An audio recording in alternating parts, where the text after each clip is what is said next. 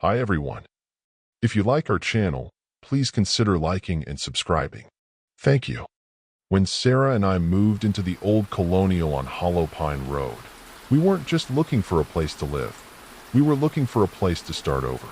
That house wasn't supposed to be haunted. It was supposed to be our salvation. I was 37, and I felt like I had already lived a lifetime of loss. 6 months earlier, we'd buried our son, Caleb. He was 8. An asthma attack in the middle of the night. One of those silent, brutal things that you never think will touch your family until it does. One moment, we were reading him Where the Red Fern Grows before bed, and the next, I was trying to remember how to do chest compressions while Sarah screamed into the phone for help. We sold the condo in the city within a month after the funeral. Every room echoed with memories. His laughter bouncing down the hallway, the smell of peanut butter on toast in the kitchen, his action figures lined up on the windowsill like they were guarding us. We couldn't breathe there anymore. So we moved, far enough from Boston to feel like a different world, but close enough to pretend we still belonged to it. The house was old, built in the late 1800s. It sat on a quiet street with barely any neighbors. The yard had gone wild from years of neglect, but there was something charming about it. A cracked stone bird bath leaned near the porch. Wild ivy hugged the southern wall. There were 3 bedrooms, hardwood floors, and a fireplace that hadn't seen flame in years.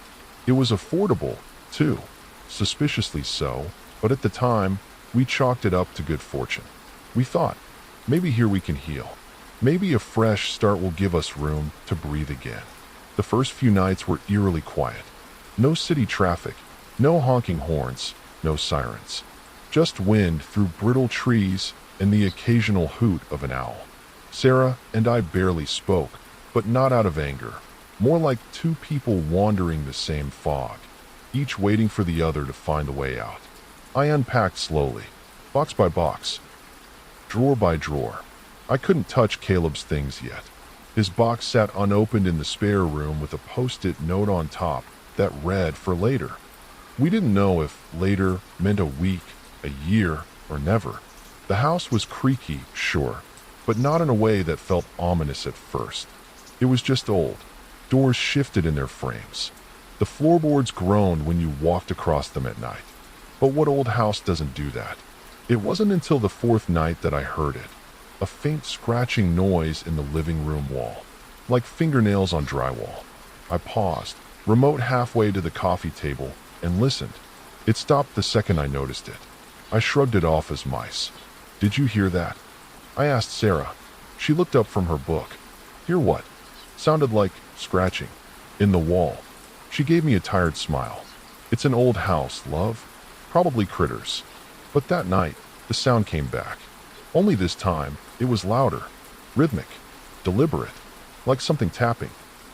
I pressed my ear to the wall near the fireplace, heart thudding, breath caught in my throat. Tap, tap, tap, tap, then silence. I didn't sleep well after that. It was Saturday when I found the tape. A gray, overcast morning. Sarah was out getting groceries, and I was home alone, fixing the living room bookshelf that had cracked during the move.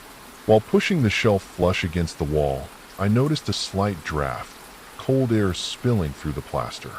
Curious, I tapped the wall. Hollow. I fetched a flashlight and a screwdriver, pried off the brittle paneling piece by piece, expecting to find an old vent or maybe a rodent's nest. Instead, I found a small cavity, a compartment maybe 2 feet high and a foot wide. Inside it was a cardboard shoebox, water-stained and dusty. Something about it gave me pause. My stomach dropped. I can't explain why. It was just a box, but my fingers trembled as I pulled it out. The lid was brittle with age and peeled off easily. Inside, nestled among yellowing newspaper scraps, was a VHS tape. No label, just black plastic and a strip of white sticker where a name or title might have been, but was left blank. I laughed nervously. Seriously? Who hides a VHS tape in a wall? There was something else, too, a Polaroid photo taped to the inside of the box lid. It showed the living room. This room, the same fireplace, same layout. But the furniture was different, older. And right in the center of the photo stood a man and a woman, holding hands, facing the camera. Their faces were off, blurred somehow, as if someone had smeared them deliberately before the picture developed. I brought the box to the kitchen table and stared at it for a long time. My heart was pounding harder than it should have been. Rationally, I told myself this was just something left behind by previous owners. Nothing more. A forgotten home movie, maybe. But something about the photo unsettled me. The faceless couple.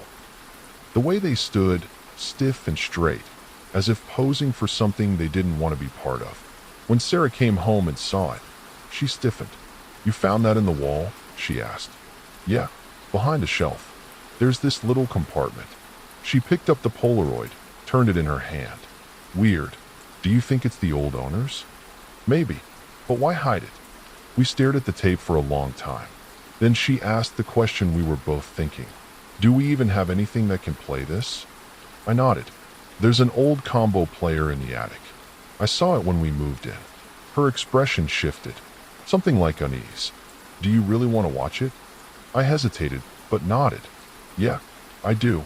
That night, after dinner, I climbed up into the attic and brought down the old VHS/DVD combo unit. Amazingly, it still worked once I dusted it off and plugged it in. We slid the tape into the player and sat on the couch, both of us clutching mugs of chamomile tea we barely sipped. The screen flickered to life, static, then a distorted image. The video was grainy. The timestamp in the corner read July 3rd, 1998. The camera was set up in the very room we were sitting in. The fireplace, the same crown molding, the same window, though the curtains were floral and hideous back then. For a moment, the camera sat idle. Then a man walked into frame. Early 40s, tall, gaunt. He stared directly into the lens, unspeaking, for nearly 20 seconds. Then he stepped aside and gestured to someone off camera. A woman entered, slender, long dark hair. She looked sad. Her eyes were puffy, like she'd been crying. She was holding something small in her arms, bundled in white cloth. She sat on the floor. The man knelt beside her. They didn't speak, just stared at the camera. And then they began to rock, back and forth, like a lullaby without music. Their mouths moved, but no sound came out. The audio hissed, but there was no speech. After nearly 3 minutes of this, the woman held the bundle up to the camera. The cloth parted slightly, just enough to see a glimpse of a small face. Pale, still, eyes closed. Sarah gasped. Then the tape went black. We sat in silence for a long time. The only sound was the hiss of the VCR ending the playback. I swallowed. What the hell did we just watch?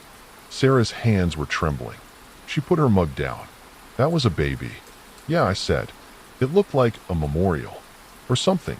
She nodded slowly. But why film it? And why hide it in the wall? I didn't have an answer. But I did have a creeping feeling, deep, visceral, that whatever happened in this house wasn't done echoing. The house felt colder the next morning. I don't mean that metaphorically. I mean it was actually colder. I checked the thermostat. It still read 70, but the air had that crisp, wet bite, like the kind you feel just before a storm.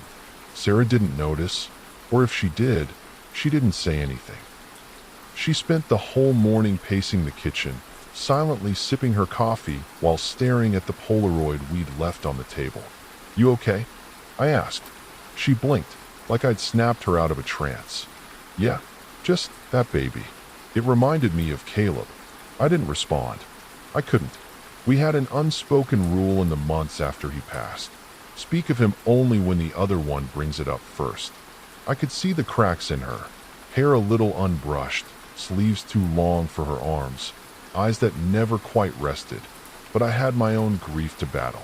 I wasn't sure I could carry hers too. That afternoon, I went back to the wall. I don't know what I was expecting, maybe just trying to make sense of what we'd seen.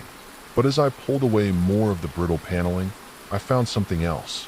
Another compartment, smaller this time, tucked deeper into the framing, just behind a wooden stud. My flashlight caught something tucked against the inner beam, a second VHS tape, also unlabeled. This one was taped shut with old yellow masking tape, crusted at the edges. I hesitated before peeling it off. My fingers were shaking again, and I didn't like that I was getting used to it. I didn't tell Sarah right away. I waited until after dinner, when the house was still and we were both sitting on the couch again. She was reading something on her tablet, eyes glazed over, half there. "I found another tape," I said. Her gaze lifted, blank, then wary. "Where?" "Same wall, deeper in." She put the tablet down and folded her arms. "I'm not sure we should keep watching these." I nodded. "Me neither." But I loaded the tape into the VCR anyway. The screen flickered again. Same static, same timestamp style, but this one read July 6th, 1998. 3 days after the last. Again, the living room. The man was back. Alone this time. He was pacing. No audio again, just that thick electrical hiss. He walked in circles, wringing his hands, occasionally glancing at the fireplace. Every so often, he'd stop to look straight into the camera, his eyes dark and sunken like he hadn't slept in days. Then he did something strange. He walked to the far wall, the same one I'd found the first tape in, and knelt down. He pressed his ear to it. He stayed like that for a long time. Minutes passed. Then he smiled.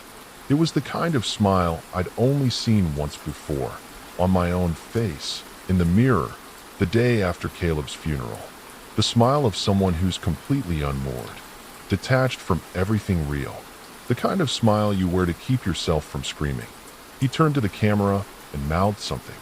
I rewound it and paused the frame. Even without audio, the words were unmistakable. "She's still here." I turned to Sarah.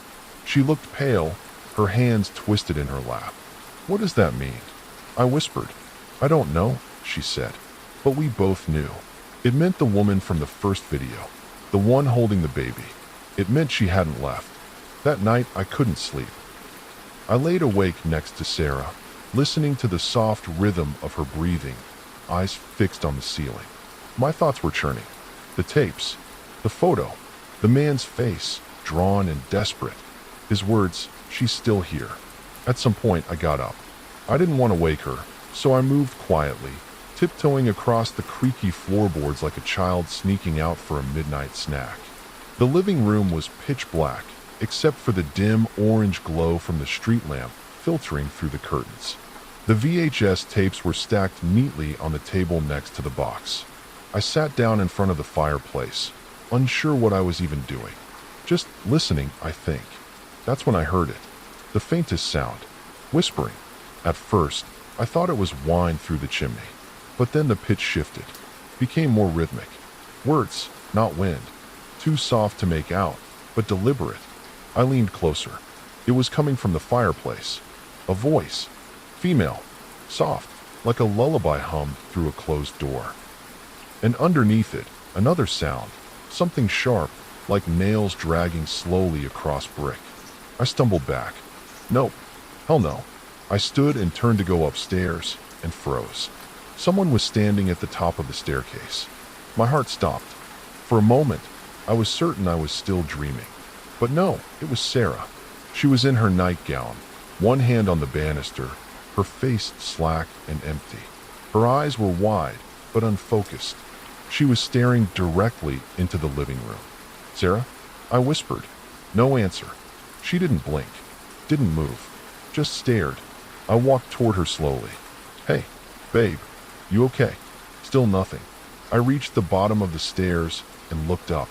That's when I noticed it. Her eyes. They weren't just wide. They were wet. Not from tears, but from something else. Almost like she was sweating from them. I took another step. She blinked suddenly and gasped, like she'd just woken up underwater. "Jesus," she said. What time is it?" "You were sleepwalking," I said. She looked around, confused. "I don't remember coming out here." I took her hand and led her back to bed. She didn't say anything more. But that night, I stayed awake, watching the ceiling, listening for whispers. The house was silent, but not empty. Not anymore. Over the next few days, I tried to convince myself that what I heard that night, those whispers, was just stress. Maybe I'd fallen asleep in the living room and dreamed it. Maybe Sarah wasn't sleepwalking, and we were just a pair of grieving people coming apart at the seams in an old, drafty house. But the house wouldn't let us forget. The next night, just before bed, I noticed something strange on the living room wall. A small bulge in the wallpaper, just a slight rise near the corner by the fireplace. I pressed against it with my fingers, and it gave slightly, like something was behind it. The wall pulsed, not like it was breathing, nothing that dramatic, but there was a faint, rhythmic vibration, almost like a heartbeat. I yanked my hand back and stared. I didn't say anything to Sarah. I didn't want to scare her. I wasn't even sure it had really happened. That same night, I heard the scratching again. Only this time, it was above us, in the ceiling. We'd never gone into the attic after I brought down the VCR. It wasn't finished, just a dusty crawlspace full of junk left by the previous owners.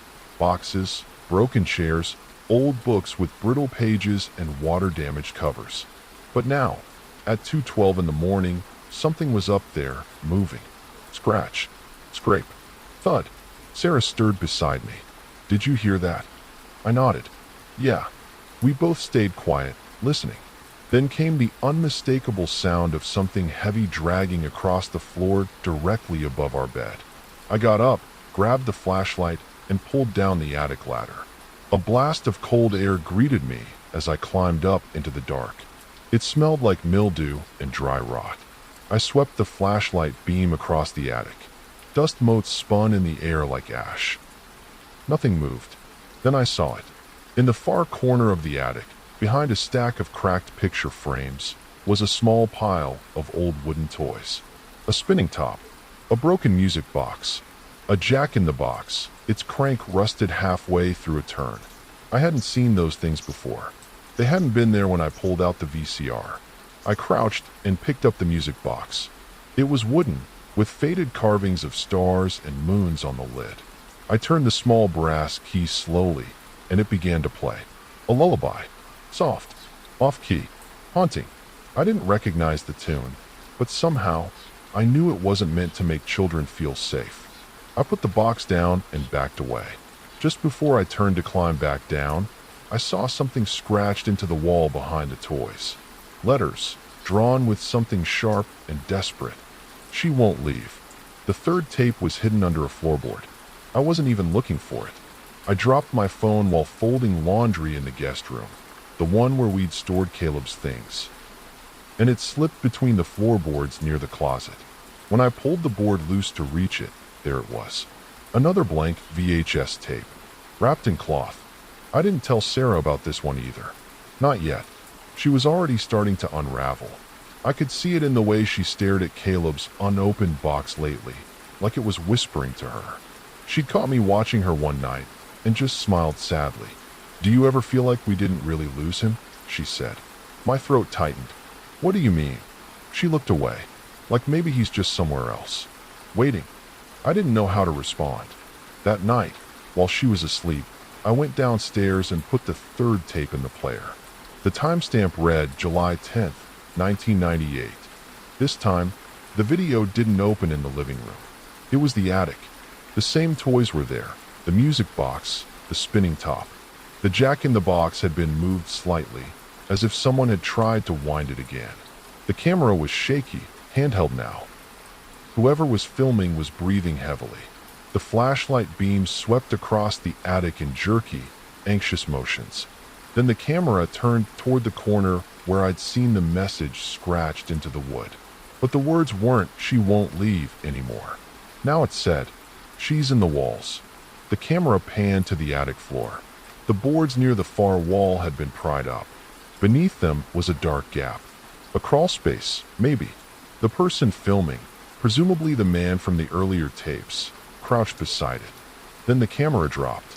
It landed sideways on the floor, pointing toward the open crawl space. The man crawled into view.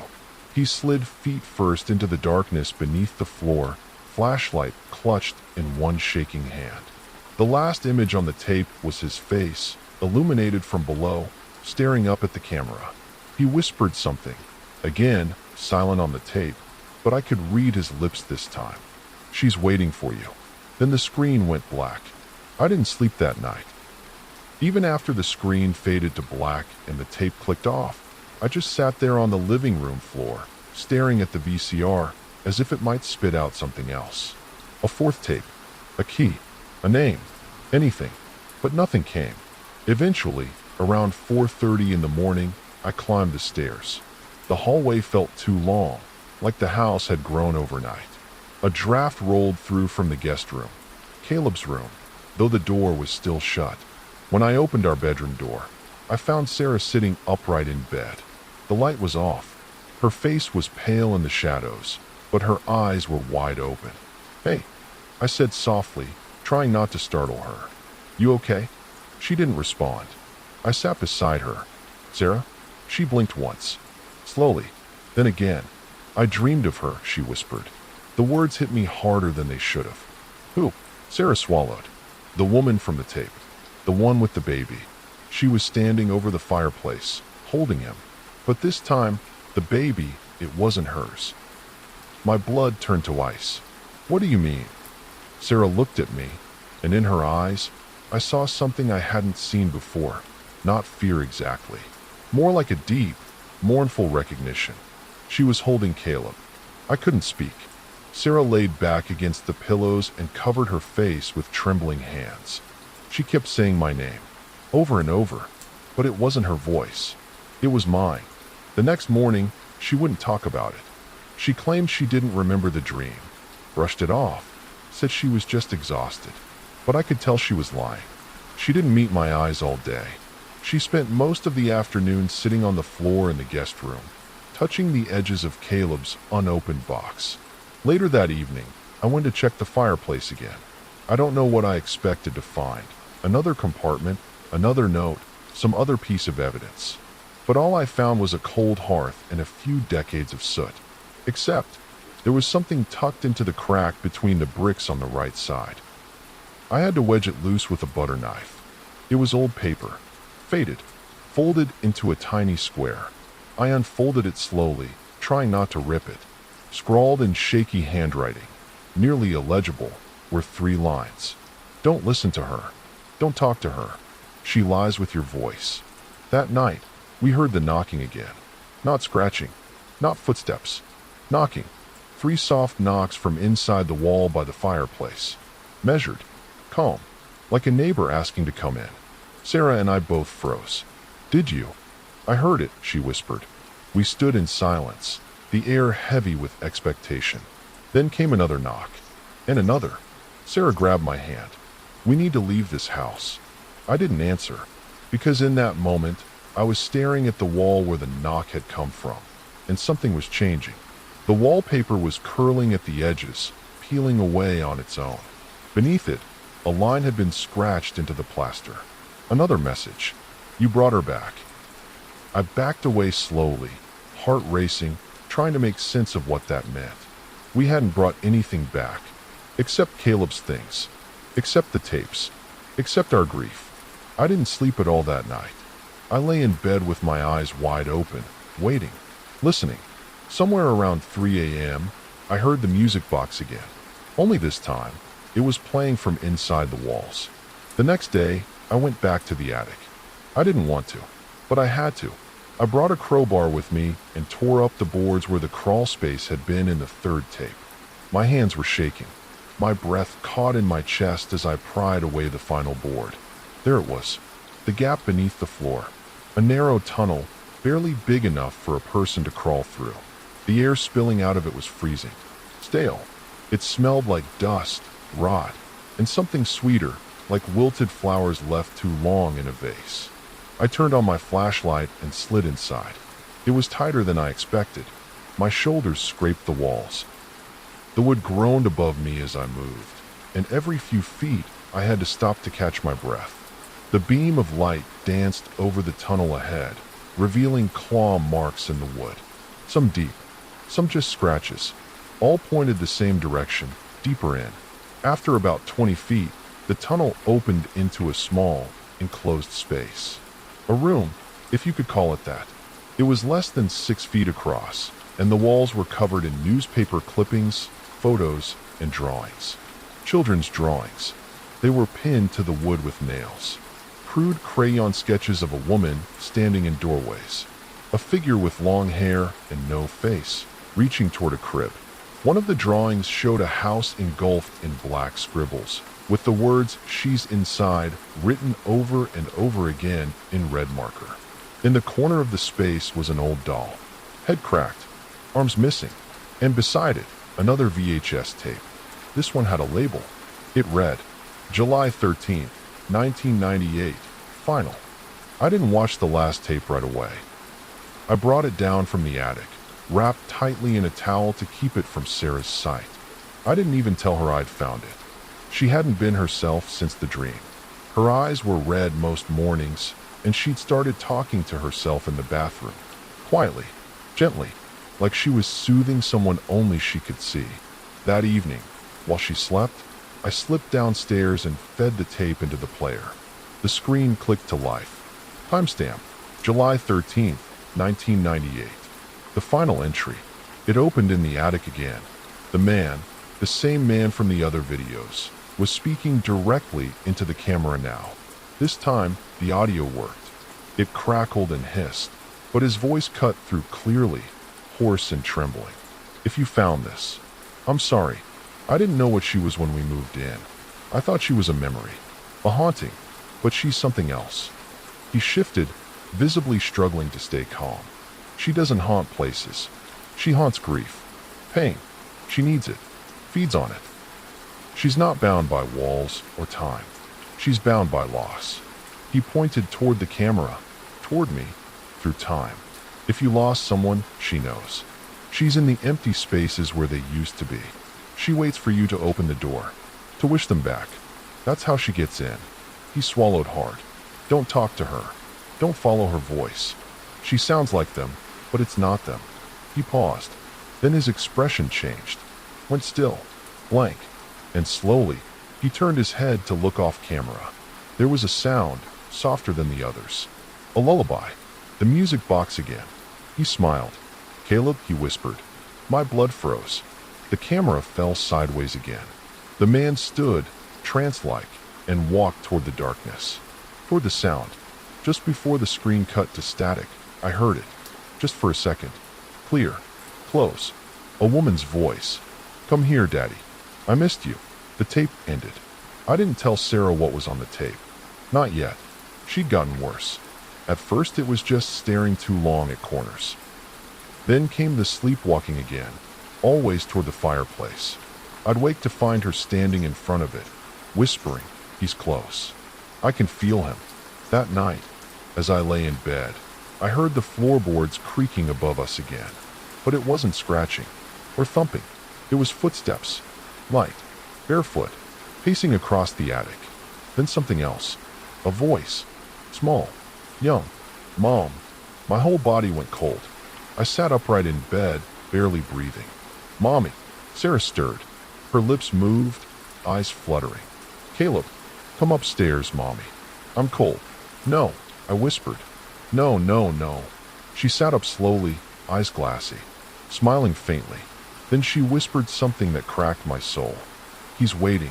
She stood and began walking toward the door. I blocked her path. Sarah, no. It's not him. She looked through me. Not at me, through me. Her face was calm, serene. I just want to see him.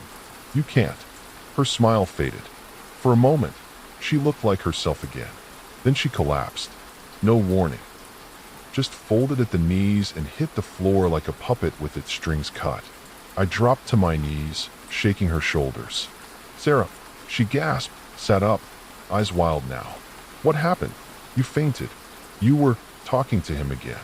She covered her face with trembling hands. It felt so real. I didn't tell her what I heard. Not the voice. Not the footsteps. Not the second voice that came after, deeper, whispering behind our walls. He's close now. You're both so close.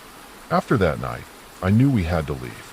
I told Sarah we'd go stay with her sister in New Hampshire for a while, just until we got our heads on straight, until the nightmares stopped. But she didn't want to go. She said she couldn't leave, not while he was still so close. Her words chilled me. It wasn't how she normally spoke. It didn't even sound like her. So I gave her a deadline. "One more night," I said. "We leave tomorrow. I'll pack everything. We don't have to look back." She nodded, slowly. But there was a tension behind her eyes, like part of her had already left the room. That afternoon, I tried calling the realtor. I wanted records, anything, about the previous owners. She told me the seller had passed away 6 years ago, and that the house had been on and off the market for nearly a decade. Every sale ended in sudden cancellation, or silence. I asked her why. She paused, then said, "Most people only lasted a few weeks. Some left without even asking for their deposits back." I hung up the phone with shaking hands. Then I went back into the guest room, Caleb's room. For the first time since we moved in, I opened the box labeled for later. Inside were his drawings, his little cars, a Batman hoodie that still smelled faintly of him. My hands trembled as I reached deeper, pulling out a notebook he used to scribble in. I flipped to the last page. There, in red crayon, were words that turned my blood to ice. "She talks like Mommy now, but it's not her. She has black eyes." I dropped the book and stumbled back. I wanted to believe he wrote that before he died, that it wasn't new, that it hadn't somehow appeared while we were here. But deep down, I knew the truth. She was in the house. She was inside us. It happened just before 3 a.m. I was half awake, lying in bed, listening to the soft creak of the trees outside, when I heard the front door open. I sat up immediately. Sarah wasn't in bed. "Sarah?" I whispered. No answer. I rushed downstairs. The front door was ajar. Cold night air spilled into the foyer. And outside, just beyond the porch, barely lit by the yellow street lamp, stood a small figure. A child. His back was to me. He wore pale pajamas. His hair was dark and tousled. He wasn't moving. I felt my knees weaken. It couldn't be. I stepped out onto the porch. "Caleb." The boy turned his head, just slightly. Enough for me to see part of his face. It was him. My heart surged with something between agony and elation. I started toward him, but stopped. Something was off. His face was pale. Too pale. His eyes, they were black. Not bruised. Not shadowed. Black. Empty. He smiled. And then he spoke. But the voice wasn't his. It was Sarah's. "I missed you, Daddy." I stumbled back, breath hitching. Behind me, the door slammed shut. I turned to run, but the porch was gone. The house was gone. Everything was dark now. Trees twisted up from the ground like skeletal hands. The sky was red. Wrong. Bleeding into itself. The boy stepped closer. I backed away. And then, from the shadows behind him, she emerged. The woman from the tape. Long black hair. Hollow eyes. Her face shifted, morphing into Sarah's. Then mine. Then Caleb's. Then back again. I screamed. And then I woke up. In bed. Sweating. Gasping. Shaking. Sarah sat beside me, her hand on my arm. "It was just a dream," she whispered. But her voice was wrong. Too soft. Too smooth. And when I looked into her eyes, they weren't hers. I didn't say anything at first. Not to Sarah. Not to anyone. I kept telling myself the dream wasn't real. That my mind had finally broken under the weight of everything. Of Caleb's absence. Of the tapes. Of the whispers in the walls. But then I noticed something new. Every time I looked at Sarah now, really looked, there was a flicker. A stutter. Like static in a film. A moment where her eyes darkened too much. Where her reflection in the hallway mirror didn't quite match her movements. Where she laughed at things I didn't say. One morning, she made pancakes. Caleb's favorite. She hadn't made them since he died. I didn't mention it, but she placed a third plate at the table. Tiny, with a juice box beside it. I watched her carefully. "Who's that for?" I asked. She smiled without looking at me. "You know, Sarah." She finally turned to me. Her expression was calm, but her eyes were wide. Too wide. "Don't ruin this. He's home now." My mouth went dry. "You're scaring me," I whispered. Her smile faded. "You're the one who opened the box. You're the one who let her in." I stood up. "What are you talking about?" But she was already walking away, heading down the hall. humming that off-key lullaby. That night, I watched one of the tapes again. Not to learn anything new, just to remind myself what she looked like, the real Sarah. The woman I married. The one who held my hand at the hospital. The one who screamed with me when we realized we were too late. But as the tape played, something happened. The woman on screen, the faceless one, holding the baby, tilted her head and turned slowly toward the camera. And for the first time, her face became clear. It was Sarah. I hit eject. The machine wouldn't stop. The tape kept playing. She moved closer to the camera. Her lips began to move, and I heard my own voice whisper back. The next day, I packed our bags. I didn't care about the deposit. I didn't care about our stuff. I just wanted to get out. Whatever this house was, whatever she was, it was feeding on us, feeding on loss, on our love for a son we could never bring back. I told Sarah we were leaving that night. She nodded, but she didn't argue. That scared me more than anything. She stood by the living room window for hours, not moving, eyes fixed on the bare tree in the front yard. When I tried to speak to her, she said, "He's playing outside." There was no one outside. I locked the door, pulled her away, loaded the car with bags and drove us out just after sunset. Or I tried to, because 5 minutes down the road, the fog started. Thick, dense, unnatural. The headlights couldn't cut through it. The road disappeared beneath our tires. We should have been on the main road in 10 minutes. But it never came. Just trees. And more trees. Eventually, the fog lifted, and the house stood in front of us. Right where we started. Sarah looked over at me. Calm. Smiling. "Told you," she whispered. My hands shook on the wheel. No, we left. You can't leave grief behind," she said softly. "It follows you. It becomes you." I grabbed her arm. "Sarah, listen to me. This isn't you. Whatever she is, whatever's taken hold of you, we can fight it." Her smile widened. And then, for the first time, I saw it fully. Not a flicker, not a shadow, but her eyes. Black, hollow, bottomless. She leaned close to me, her lips at my ear. "I'm not the one who stayed behind, love. You are." And outside the car, beneath the dead tree, a small figure stood in the grass. Watching, waiting. We didn't speak on the way back to the house. There was nothing to say. The fog had returned the moment I turned the car around. It rolled across the windshield like smoke from an unseen fire, swallowing the world in silence. Sarah just stared out her window, humming softly, her hands folded in her lap like we were on our way to Sunday service. I parked the car in the same place I always did, though I couldn't remember driving there. The front door was already open. Inside, the lights were on. The fire in the hearth was crackling, even though I hadn't lit it in weeks. And on the coffee table sat the music box, the one I found in the attic, winding itself slowly, the melody spilling out with childlike cruelty. Sarah walked in like she'd never left. I followed, unsure whether I was dreaming or still awake, unsure if either mattered anymore. Then the sound started again, not from the attic, not from the basement, from the walls. It was constant now, persistent, like someone crawling inside the structure, fingers dragging along the insulation. But it wasn't random. It had rhythm. It had intent. I pressed my ear to the wall near the fireplace. At first, I heard nothing. Then a whisper, so faint I wasn't sure it was real. "Let me in." I recoiled, heart pounding. Another whisper came. This time, Caleb's voice. "It's warm here, Daddy." I backed away, trembling. The wall pulsed again. Then came 3 slow knocks. Knock, knock, knock. Behind me, the music box stopped. Sarah turned and looked at me from the hallway, her face eerily blank. "She wants a family again," she said softly. She didn't mean to lose hers. "What are you talking about?"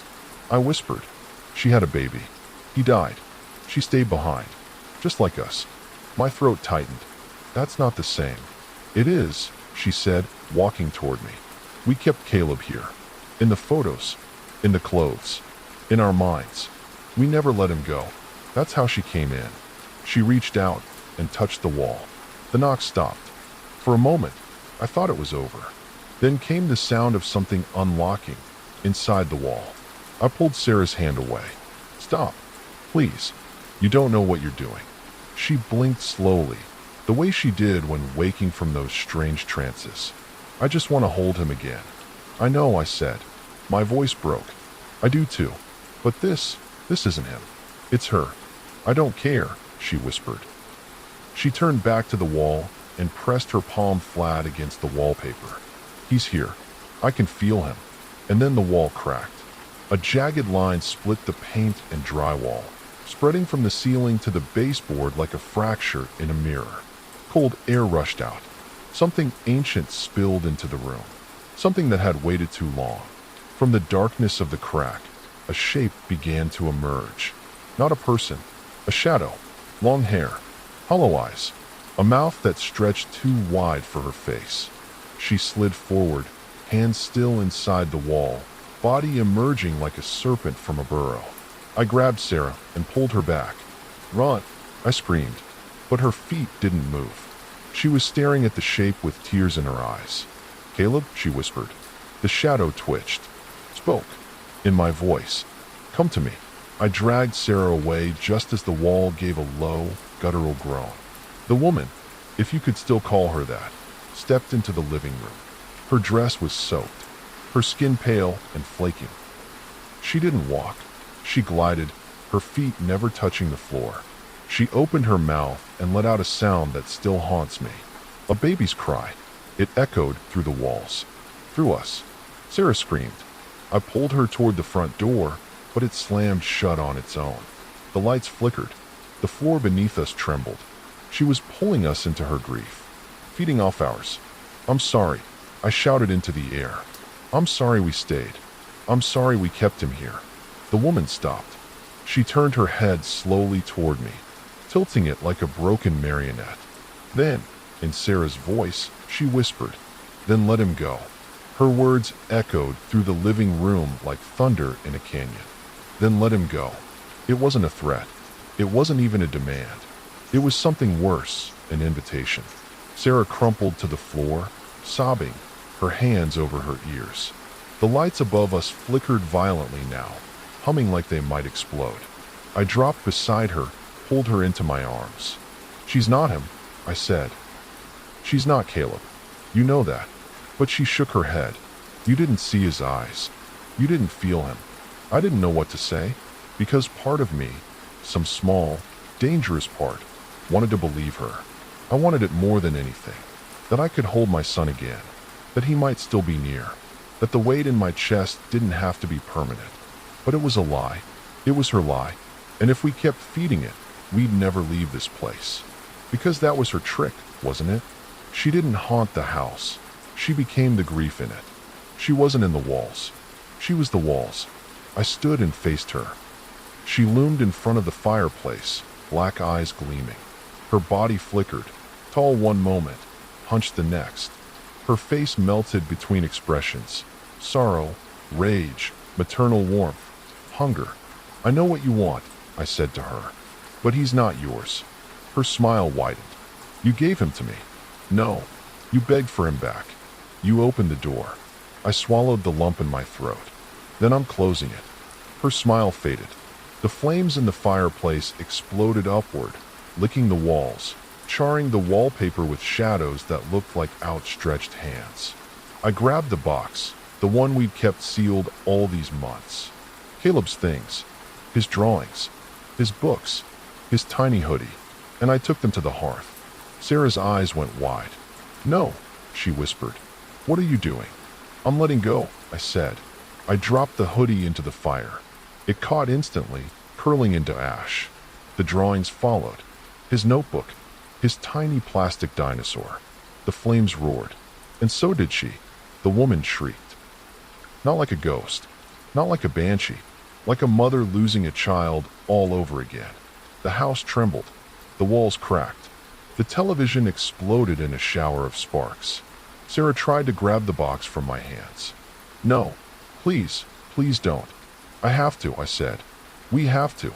I kissed her forehead, and I threw the box into the fire. Everything went still. The flames died in an instant. leaving only black smoke curling into the rafters. The air was thick with soot and silence. The woman was gone. At least, I thought she was. But the house, it wasn't done. The front door creaked open by itself. I looked at Sarah. Her eyes were bloodshot, but clear. For the first time in days, she looked like her again. We stepped outside into a gray, misty morning. No fog this time. Just dew. Birds. We walked to the car. She turned to me and whispered, "Do you think it's over?" I nodded slowly. "I hope so." We drove for hours. No loops. No returning roads. No vanishing signs. Just freedom. We stayed in a hotel that night.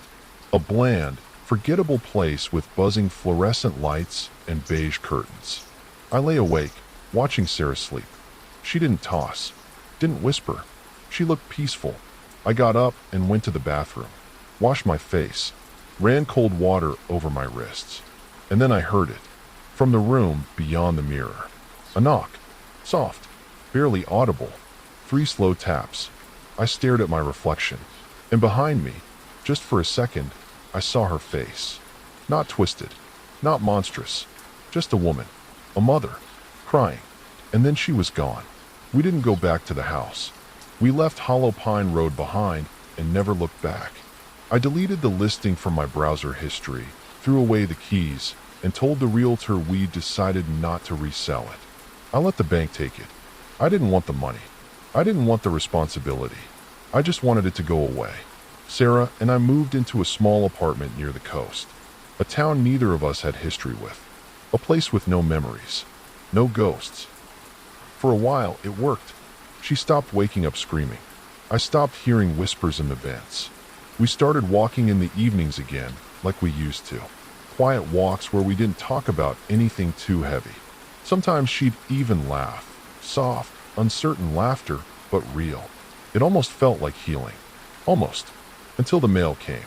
A plain manila envelope. No return address. Inside it was a VHS tape. Unlabeled. I sat at the kitchen table for a long time, just staring at it. Sarah came in and froze when she saw it. "Where did that come from?" "I don't know," I said. We didn't have a VCR anymore. I'd thrown the old one away before we moved. But I kept the tape. I shoved it in a drawer, told myself I'd destroy it later. But I didn't. Because deep down, a question had begun to gnaw at me. What if she's still waiting? Not the woman from the wall. Caleb. The next day, I borrowed a VCR from the local library. Hooked it up to our television. Slid the tape in. The screen flickered. No timestamp. Just a wide shot of the living room in the old house. Same fireplace. Same window. But empty. No figures. No voices. Just waiting. The camera sat there, unmoving, for nearly 10 minutes. Just static hum and quiet. Then, at the very end, a figure entered the frame. Small. A child. He sat in front of the fireplace, cross-legged, looking directly at the camera. And then he spoke. His voice was faint, but clear. "Don't forget me." I turned off the tape. I sat there in silence for a long time. Sarah stood in the doorway, watching me. "Was it him?" she asked. I didn't answer right away. I couldn't. Eventually, I said, "I don't know."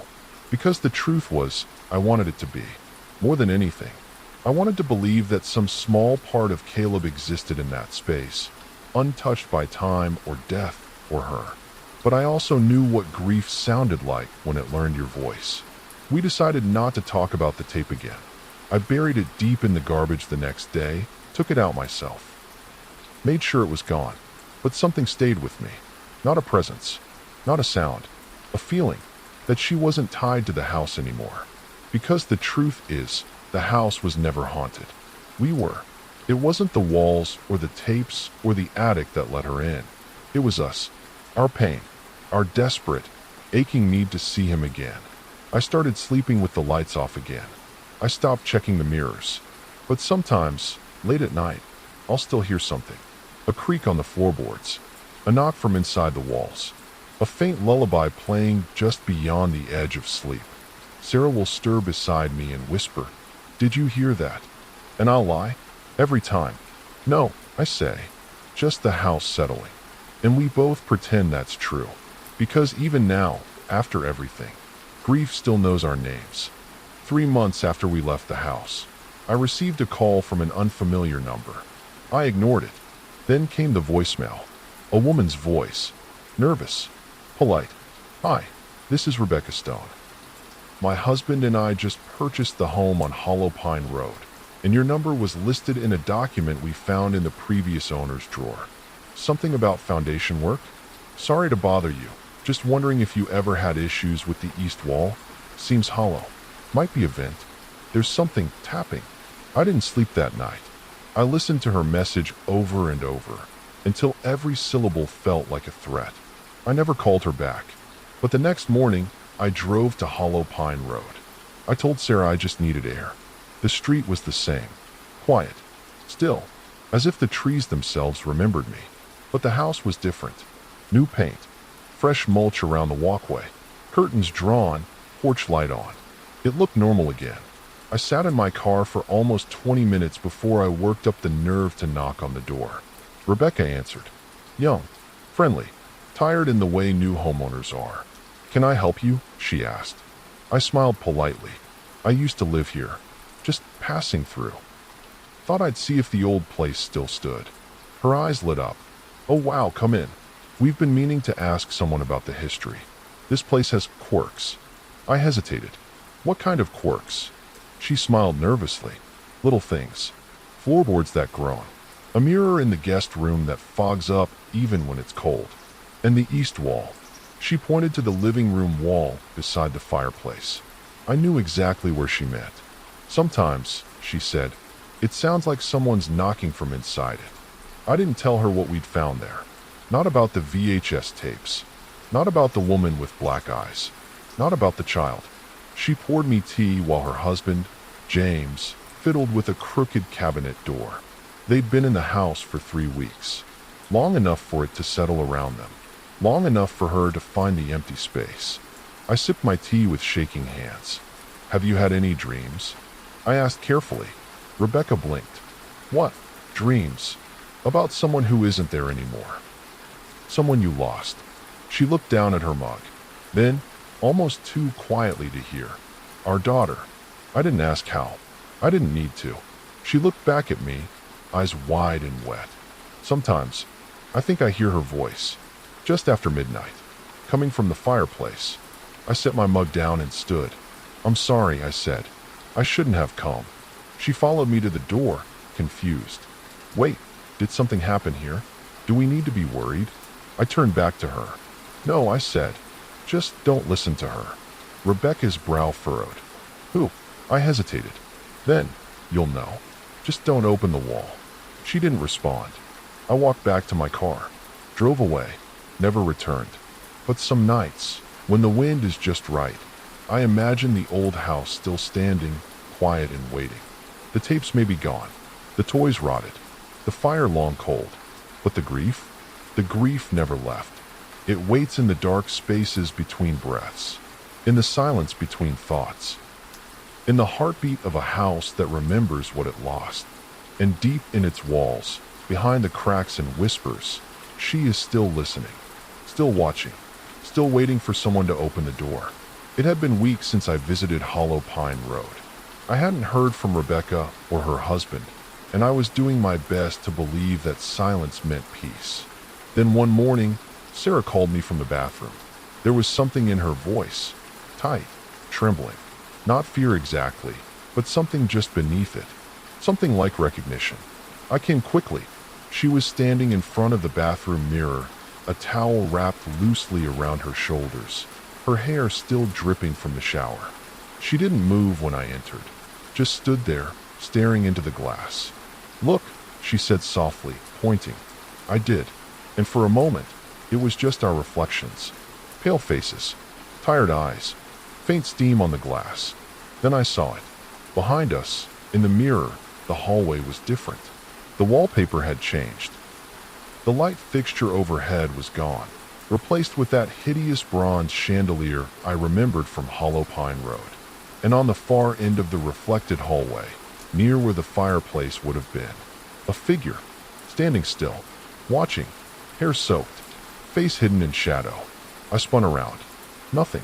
When I looked back, the mirror showed only us again. Sarah whispered, "She's not finished with us." I reached out and ran my fingers along the mirror's surface.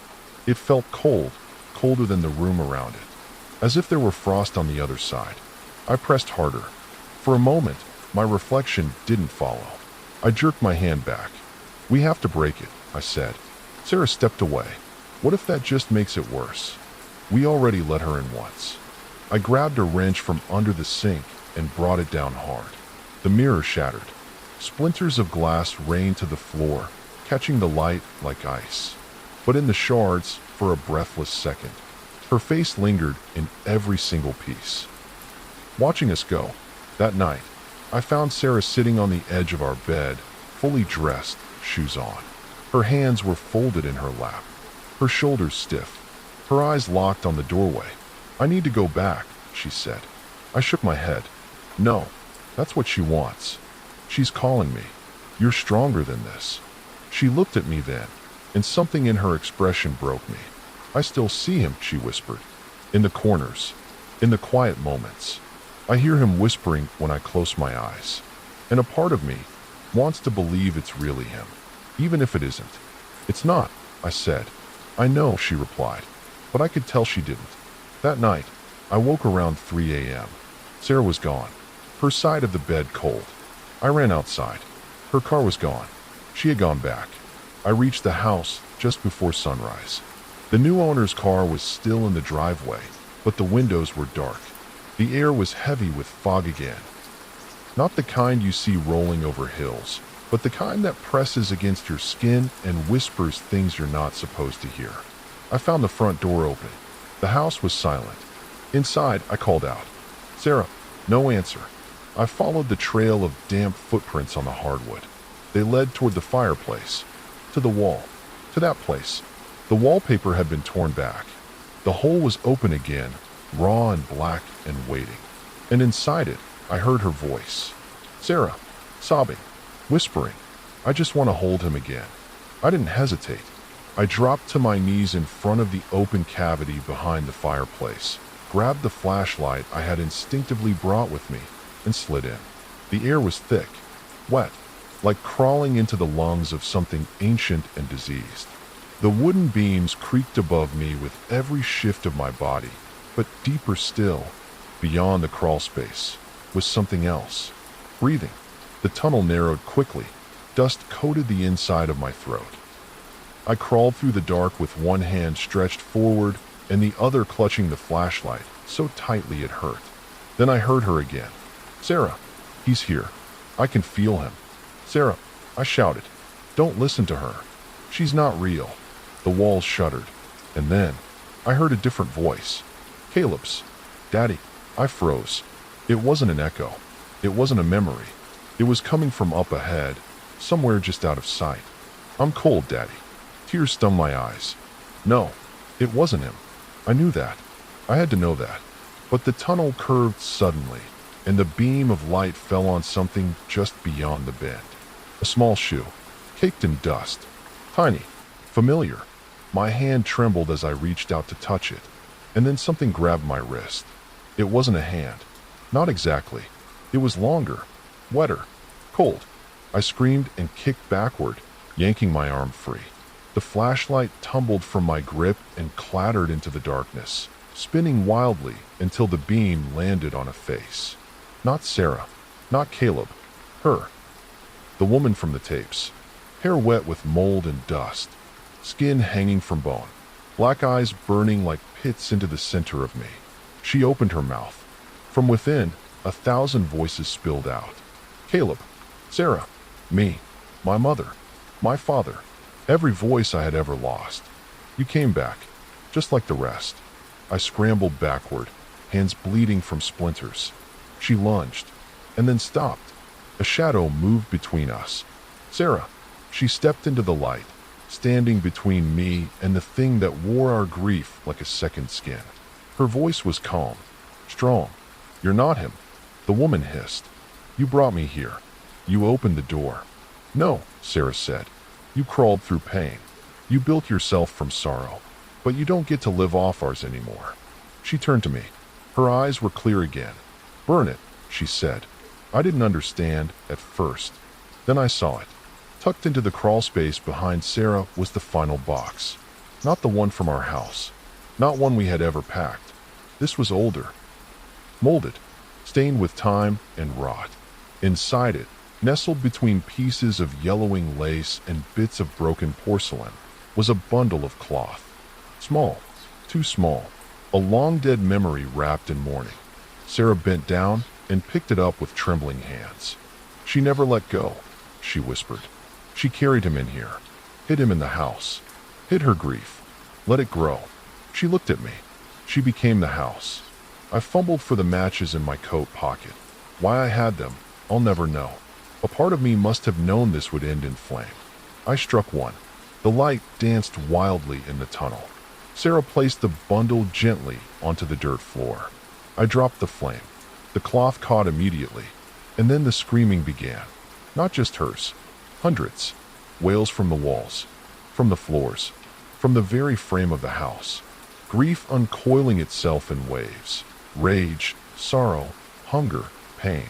The thing twisted and thrashed at the edge of the flame, its form unraveling with every second. The fire spread fast. We crawled. We didn't look back. Behind us, the wall began to collapse. The beams groaned and snapped, the air thick with smoke and soot and the death of something that had never truly lived. We made it out just before the fireplace imploded. The front door slammed shut, and the house breathed its last. By the time the fire department arrived, it was already over. The house didn't burn the way I expected. It didn't explode into a roaring inferno, no flames leaping from windows or licking at the roof. Instead, it seemed to collapse inward, folding in on itself like a dying animal curling into a final breath. The firemen didn't understand it. "It's like it burned from the inside out," one said, shaking his head. "No source, no electrical faults, no gas lines." Rebecca and James stood on the sidewalk, wrapped in blankets, trembling but unharmed. They'd been asleep upstairs when it began, and somehow they'd made it out. I watched them. Their eyes had changed. They knew something had been in there with them. Something ancient. Something that wore sorrow like skin. Sarah stood beside me, silent, soot-streaked. Her hands were burned. Not badly, but enough to remind us both that this was real. That grief, when left to rot in the dark, could bloom into something alive. The house smoldered for hours. By sunrise, it was a blackened skeleton. The chimney stood crooked. The wallpaper had curled into charcoal ribbons. The floorboards had been swallowed by ash. And beneath it all, deep in what used to be the crawl space, nothing remained. No toys, no tapes, no child's voice calling from the walls. Only silence. We moved again, further this time. No forwarding address, no social media, no connection to Hollow Pine Road. We bought a small house in Vermont, somewhere quiet, somewhere clean. There were no shadows clinging to the corners, no music boxes in the attic, no dreams that bled into morning. We built new routines. I got a job at a local hardware store. Sarah started a grief support group. We spent our evenings drinking tea on the back porch, wrapped in blankets, watching deer graze in the distance. But peace is a fragile thing, and grief never dies. It just waits. 2 weeks after we moved in, a package arrived. No return label, no postage, just a blank envelope resting on our welcome mat. Inside was a cassette tape, not VHS. Audio, black, unmarked. I held it in my hands for a long time. We didn't own a tape player, but I found one at a thrift shop the next day. I waited until Sarah was asleep, slid the tape in, pressed play. For a while, there was nothing but static. Then, faintly, a breath, and a voice, a child's. "You forgot me." I stopped the tape, took it out, broke it in half with trembling hands, buried it in the backyard beneath the old oak tree. And for the first time in a long time, I cried, because I didn't know if that voice had been hers, or his. Sarah started the group as a way to heal. It met every Thursday evening in the basement of a small Unitarian church. Mismatched chairs in a circle, a folding table with paper cups and store-brand cookies, a bulletin board with photos of candlelight vigils and missing person flyers. Grief lived in every corner, pressed into the carpet like a permanent stain. She never pressured me to go, but one night I did. I sat in the back, silent, listening. People shared stories. A lost mother, a brother overdosed, a child hit by a drunk driver. They spoke softly, like their words might wake the dead. Then it was Sarah's turn. She stood in the middle of the circle, hands clasped in front of her, eyes focused on the floor. "My son died 2 years ago," she said. "His name was Caleb. He was 8. A pause. "And after he died, we made a mistake. We kept him with us. We didn't mean to, but we did." The room was quiet. We found a house that had its own sorrow, and it fed on ours, grew stronger, until we couldn't tell which grief was ours anymore, and which was something else. She looked up, but we made it out, not because we stopped hurting, but because we finally let go. Someone sniffled. Someone else reached for her hand. And for a moment, I felt something I hadn't in a long time. Not peace, but clarity. Grief isn't a demon. It doesn't wear black eyes or whisper through walls. It just wants to be felt. And when you bury it, it finds other ways to crawl out.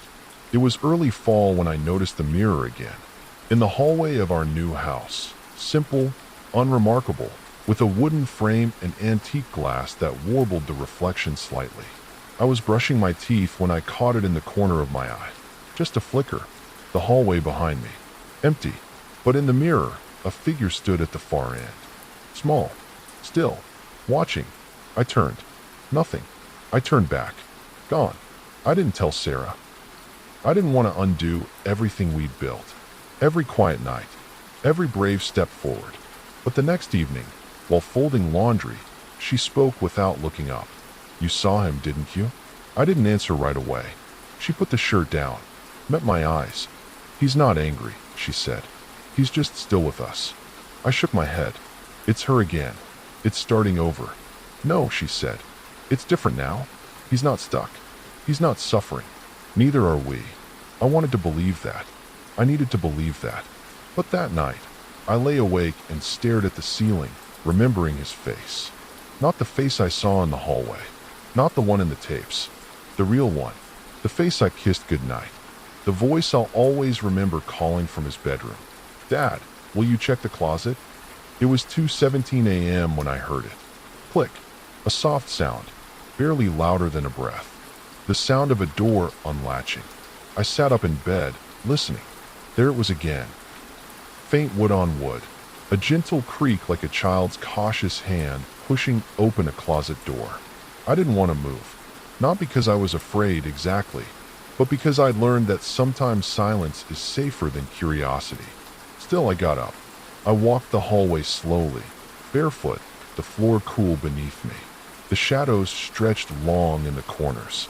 The air smelled of cedar and detergent. But when I reached the end of the hallway, when I looked into the guest room, I stopped. The closet door was open, not wide, just a few inches, enough to see darkness behind it, the kind that swallows light. I stepped closer, slowly, carefully, and then I heard the voice, not from inside the closet, from behind me. "You still don't believe it was him." I turned. Sarah stood in the doorway, her nightgown clinging to her in the low light. Her face was unreadable. "I want to," I whispered. "You don't have to believe," she said. "Just listen." She stepped into the room and walked up to the closet. She didn't hesitate. She didn't flinch. She knelt down and whispered into the dark. "It's okay now. We're okay." Silence. Then, from inside, something whispered back. "I know." She shut the door and turned to me, smiling. And for the first time since the fire, since the tapes, since Caleb, I felt warmth in the house. Real warmth. I found it the next day, tucked behind a dresser drawer in the guest room. A box, wrapped in tissue. Inside was a VHS tape. My breath caught in my throat. Not another one. Not again. But this one had something different. A label, written in my son's handwriting. For Mommy and Daddy. I carried it into the living room with both hands. Sarah sat beside me on the floor, our knees touching. We didn't speak. We slid it into the VCR we bought months ago and never used again. The screen flickered. Static. Then, home footage. Us. From a year before Caleb died. Christmas morning. He was in his Batman pajamas, tearing through wrapping paper like a whirlwind. I was behind the camera, laughing. Sarah was sitting on the floor beside him, helping him open a toy truck. I'd forgotten this moment. Forgotten the way he laughed with his whole body. The way he leaned against Sarah's shoulder without even realizing it. The footage went on for 10 minutes. Then 15. Just joy. Unfiltered. Unstained. At the very end, the camera tilted. Caleb leaned in close to the lens. His nose almost touched it, and he whispered, "I love you. It's okay to be happy again." The screen faded to black. Sarah cried silently beside me. I didn't. Not because I wasn't broken, but because something inside me was finally healing. She hadn't left that for us. He had. We kept the last tape in a drawer by the bed, not because we were afraid of it, but because it felt sacred. A part of Caleb that had somehow survived the darkness. Something untouched by the shadow that had once fed on our grief. For a time, things were quiet. Sarah smiled more. I slept through the night. We talked about trying again, not just to live, but to really live. Maybe even move somewhere warmer. Build a garden. Leave Vermont behind. But grief, I've learned, doesn't just vanish. It waits. A week later, I opened the nightstand drawer to look at the tape again. It was still there. Same label, same handwriting. But another tape was beside it. I hadn't put it there. Sarah hadn't either. No label. No dust. Like it had just been slipped in hours ago. My chest tightened. I carried it to the living room without telling her. Sat in front of the VCR with hands that trembled like they used to. Slid the tape in. The screen flickered. This time, it wasn't the house. It wasn't us. It was her. The woman from the wall. The one whose grief had taken shape. She sat in an unfamiliar room. Gray. Empty. Light filtering through torn curtains. She was cradling something in her arms. Humming. Not the off-key lullaby. Something new. A funeral hymn. She looked at the camera. Spoke softly. "You think you've buried me." She smiled. Wide. Knowing. But I was never in the house. The room behind her shifted, the walls breathing. Expanding. Shrinking. I was in the ache. The empty chair. The unopened box. The mirror that doesn't fog when you breathe. She looked down at the bundle in her arms. "You gave me shape, and now you've passed me on." The screen went black. I smashed the tape. Not in anger. In desperation. Because if what she said was true, then we hadn't escaped her. We'd become her. Sarah found me sweeping the shards off the floor. She didn't ask what happened. She just knelt beside me and started helping. "It's starting again," I said. She nodded. Maybe it never stopped. We burned the tape pieces in the fireplace that night. Watched them curl and crackle, the black plastic bubbling and folding inward. But long after the flames died, the smell lingered, like smoke trapped in old wood. Later, as I lay awake staring at the ceiling, I remembered something from the first tape. The woman, the original one, the one whose child had died. She hadn't spoken until the final recording. All those earlier tapes, she only watched, only held, only waited, like she knew someone else would finish her story. And maybe that's all grief really is. A story passed on, room to room, person to person. We carry it, or it carries us. I stood and walked through the dark house, touching the walls, the door frames, the windows. They didn't whisper back, but the air felt heavy. And in the guest room, where we'd kept Caleb's old box, the floorboards creaked under my feet. I lifted one plank. Beneath it, ash. Just ash. No message. No note. Just what remains when something can't burn any longer. I hadn't heard from her since the fire. I assumed she and James moved far away, started over, like we did. I hoped they had. I wanted to believe they left whatever darkness had touched that house behind. Then the phone rang. I almost didn't answer. Unknown number. But something in my chest twisted as it rang a second time, a third, a fourth. I picked up. "Hello." A pause. Then a voice, quiet and tired and unmistakable. "It's Rebecca." My heart dropped. "Are you okay?" She laughed, brittle and small. "No one ever really is, are they?" I waited. "We moved," she said, "to New Jersey. New house, new furniture, no VHS players." I could hear something in her voice. Fractured, like something was crawling beneath it. But last week, my daughter started talking to someone in the walls. I gripped the phone tighter. "She never met her sister," Rebecca said. "She wasn't even born when she died." My mouth was dry. "What's she saying?" Rebecca's voice dropped to a whisper. "She says her name is Mara, that she's cold, that the people before didn't love her enough to keep her." A long silence. "And now she wants a new family." That night, I couldn't sleep. I kept thinking about what she'd said. About Mara. That name wasn't familiar. Not in any tape. Not in the house. Not in the fire. It wasn't her name. It was a new one. Sarah sat beside me in bed, staring into the dark. "She's not done," she said quietly. I nodded. "She's moved on. Or been reborn." The thought chilled me. The woman, the entity, we thought we'd destroyed, maybe she wasn't tied to any one house.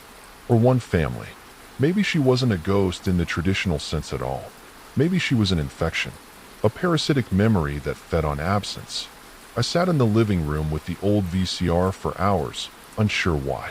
The TV wasn't even on. I just stared at it, expecting something to flicker on its own. And then it did. The static returned. Not through the VCR. Through the TV itself.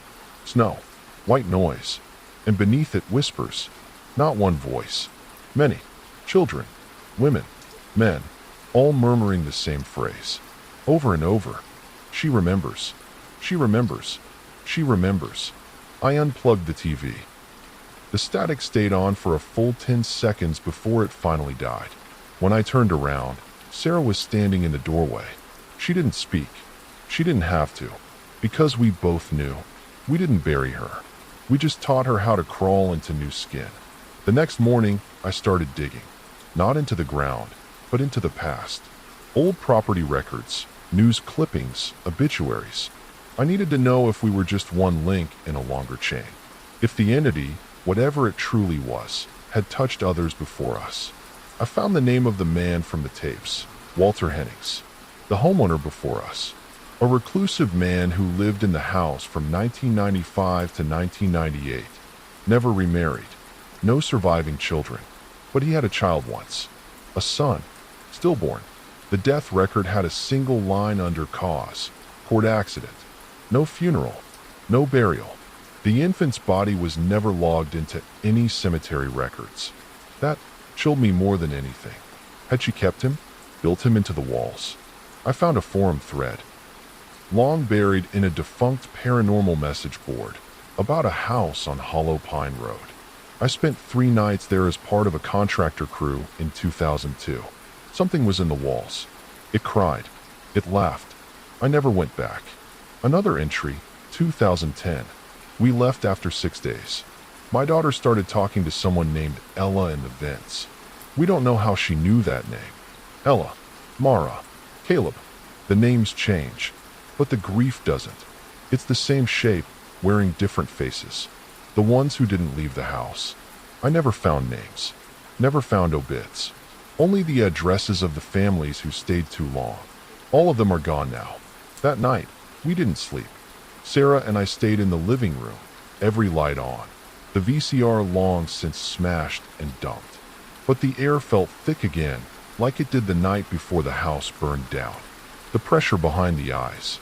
The soft, pulling ache in the stomach. Like something remembered us. We spoke in hushed voices. "Maybe it was never about the house," Sarah said. I nodded. Maybe the house was just the first place someone gave her room to grow. And now, she knows how to find the ones who can't let go. We sat in silence for a while. Then the TV turned on. No power. No signal. Just static. And behind the static, eyes. Hundreds of them. Blinking slowly. Watching us. I walked toward the screen. In the glow, I could make out shapes. Faces I half remembered. The man from the tapes. The woman with the bundle. Even Caleb, just for a breathless second, before his face twisted into something else. Something wrong. Then came a new voice. Not a child, not a woman. Mine. They're still watching. Because you never truly let go. I unplugged the TV. The screen stayed on. Sarah grabbed my hand and whispered, "We have to end it." I nodded, because somehow we both knew. The only way to stop her was to bury our story before she used it to grow again. We began documenting everything, not out of fear, out of necessity. If she could live through memory, through recordings, grief, stories, we needed to understand how she passed from one person to the next, how she survived the fire, how she returned. I gathered every scrap of paper, every journal, every thread I had saved since Hollow Pine Road. Notes from the tapes, names of the families before us, sketches Caleb made, even that horrible Polaroid with the blurred faces. Sarah filled a notebook of her own, pages of dreams she'd had, whispered phrases that returned in her sleep, a list of places she saw in visions but never visited. We called it the Book of Names, a collection of every person, sound, and symbol that ever connected to her. As we wrote, patterns began to appear. Every person she visited had one thing in common: unresolved grief. A child lost, a lover buried, a memory too painful to be spoken aloud. She didn't come through haunted houses. She came through haunted hearts. Sarah said it best. We didn't find her. She found what was broken in us and offered to fill the gap. And the more we studied, the more we feared the truth. Every person who remembers her becomes part of her. We decided to destroy everything. The tapes were gone. The TV was gone. But we still had our notebooks, the drawings, the journal entries, the pieces we'd written in the quiet hours when the air felt like it was watching. We stood by the fire pit at midnight, matches in hand, a pile of papers between us. "I don't want to forget him," I said. Sarah looked at me with tears in her eyes. "We're not forgetting him. We're letting go of her." We lit the match, dropped it in. The fire hissed and crackled. Pages curled and blackened. Names vanished in flame. Words twisted into smoke. For a moment, I swear I heard her scream. High, sharp, ragged, like the last breath of a story finally burning out. Then silence. Real silence. Sarah leaned into me, and we stood there together, watching our pain rise into the night sky. Not because we wanted to forget Caleb, but because we refused to let her wear his face ever again. The next morning, the fire pit was full of gray dust. Sarah reached in with a gloved hand and pulled out the one thing that hadn't burned. A single slip of paper, blank, except for 3 words, written in our son's handwriting. "You're free now." Weeks passed. No new tapes. No whispers in the walls. No shadows in the mirrors. We breathed again, walked without looking over our shoulders, let sunlight back into the house. Sarah started painting again, something she hadn't done since before Caleb died. I tried to convince myself it was over, that she was gone, but something lingered, like the scent of smoke in a coat long after the fire's out. Then, one morning, I noticed the closet door in the guest room was cracked open again, just like before. I froze. Everything we'd burned, everything we destroyed, it was supposed to close her out for good. But grief doesn't die, it sleeps. And memory? Memory builds doorways. I opened the closet fully. It was empty, except for a VHS tape, unlabeled, no dust, just like the others. I carried it outside with tongs, dropped it into the fire pit, and burned it without ever looking. As it melted into black smoke, I swear I heard someone call my name. Not Caleb, not Sarah, me, my voice. One more door. That night, I dreamed of Hollow Pine Road. Not the way it was the day we left. Not a charred ruin. It was whole again, rebuilt, painted fresh, curtains in the windows, light in the upstairs bedroom. I stood on the lawn, barefoot. The door opened on its own. Sarah stood beside me in the dream, holding my hand. "You know what this means?" she said. I nodded. She didn't ask me to go with her. She just said, "Some stories have to be shut from the inside." She stepped across the threshold and vanished. I woke up gasping. Sarah wasn't beside me. I found her in the backyard, standing barefoot in the grass, staring into the fire pit. "Had the dream again," she said softly. I joined her. The pit was cold, the wind gentle. Above us, the stars flickered, quiet witnesses. She turned to me and whispered, "She's not in the tapes anymore. She's in us. In anyone who listens too long, who hurts too deep, who waits too long to let go." We didn't need to speak further. We knew what to do. We built a box, filled it with the remnants we hadn't dared burn yet. Photocopies, notes, Caleb's last birthday card. Then we buried it deep. And on the lid, we carved one sentence. "This is where it ends." Then we sealed it with stone and silence. 3 days after the burial, a family moved in next door. A young couple with a baby girl. Their laughter was soft, their front porch filled with wind chimes and flower pots. It reminded me of the life Sarah and I once imagined, before grief unraveled it. I didn't speak to them at first. I was afraid of what I might see in their eyes. But one morning, I stepped out to collect the paper and saw the young father across the lawn. He waved. I waved back. Something about the motion felt normal. He crossed the yard, baby monitor in one hand, steaming coffee in the other. "Getting settled okay?" I asked. He nodded. "Mostly. Weird sounds at night, but I think it's just the house, old beams shifting." I felt my stomach tighten. He smiled sheepishly. "Sometimes my wife says it sounds like whispering, but I think she's just exhausted. We've got a newborn." I wanted to ask more, but I didn't. Instead, I nodded. "That kind of house," I said. "Sometimes it just remembers too much." He laughed, not understanding. "Yeah, well, as long as the walls don't start talking, I think we'll be okay." I forced a smile, because I knew something he didn't. The walls don't need to talk anymore. That night, I stood alone in the guest room. The room that once held a box I couldn't open. Now it held nothing but space. And yet, I still felt something there. Not evil, not haunted, just absence. The kind of emptiness that leaves a cold spot in your life no matter how many years pass. I sat on the floor, closed my eyes, and asked the question I hadn't let myself ask in months. Where did you go? Not to her, not to the woman who fed on us. To him, to Caleb.